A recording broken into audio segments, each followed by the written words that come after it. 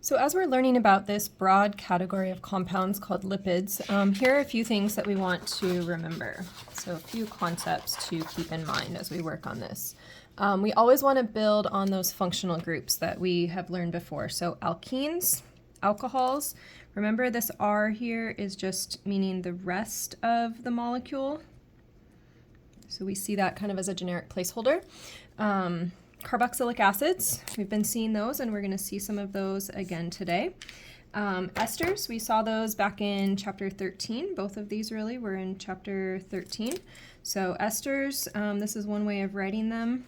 Another way would be to write and show that carbonyl and that single bond oxygen. And again, this R is the rest of the molecule, and this we read as R prime, which means the other rest of the molecule. So it could be the same or it could be different from the first one. So we'll see some ester bonds in chapter 15. We're also going to review back to chapter 4 and 7, intermolecular forces, or sometimes you'll see me abbreviate that IMFs. Remember when we talked about IMFs before, sometimes we used the dashes like that. So a couple of key concepts to remember.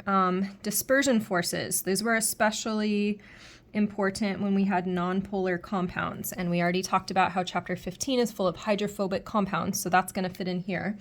A piece of this was that bigger molecules have more intermolecular forces, or specifically more dispersion forces. So for example, we compared F2 having less intermolecular forces than I2 because I2 was larger. Other things to keep in mind, we're going to be looking for polar molecules like we've done in the past. In these large organic molecules, we want to look for nitrogens and oxygen. Those are hints that we have a polar molecule. And if we have nonpolar molecules, then you want to look for C's and H's, okay, so for those hydrocarbons. We also want to remember from chapter 11 cis and trans isomers. So remember cis isomers kind of in the shape of a cup, and then trans isomers in that zigzag form. Remember that these had different properties. So if I kind of flip-flop these around here, if I've got my trans molecules, those are able to pack together well and therefore have high melting points.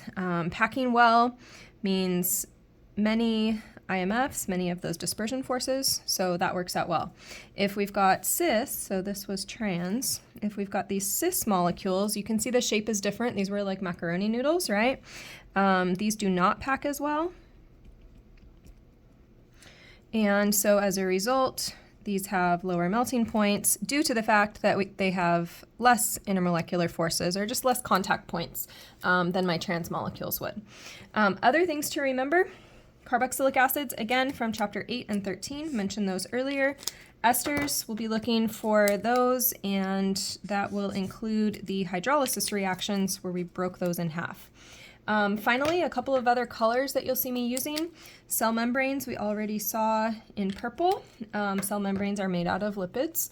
And then substrate, we can also eat our lipids, and those end up being food for us. So those are a couple other colors. Now, just coming back here to hydrolysis. Remember, hydrolysis was that we add water and we break a bond. So we want to keep that term in mind. And then also with the carboxylic acids and this chapter 13 content, we want to remember the idea that charges increase water solubility. So when we're talking about these large organic molecules, if we can put a charge onto them, that will make them more water soluble. So those are some concepts to keep in mind.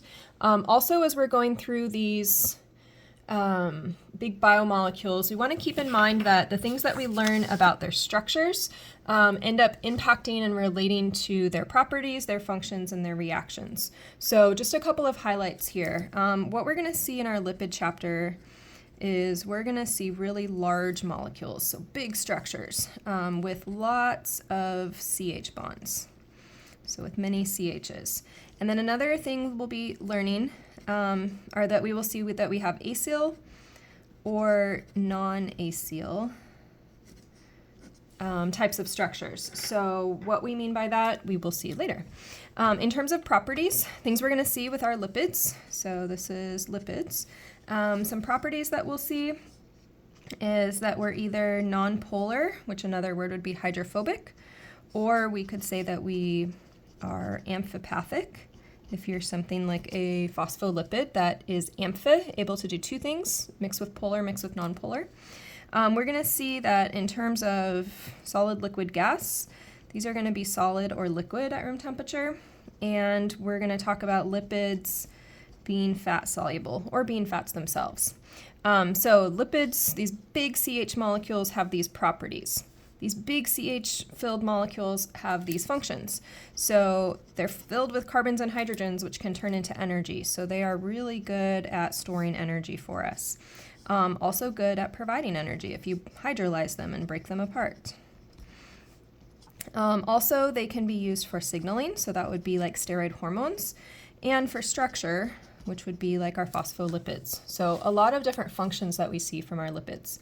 Finally, in terms of reactions, the main one that we're going to see this chapter is hydrolysis, which we mentioned before. But another one that will be mentioned in passing is hydrogenation, and that's how we get our hydrogenated oils. So those are some concepts to remember. Now we'll look at some different types of lipids.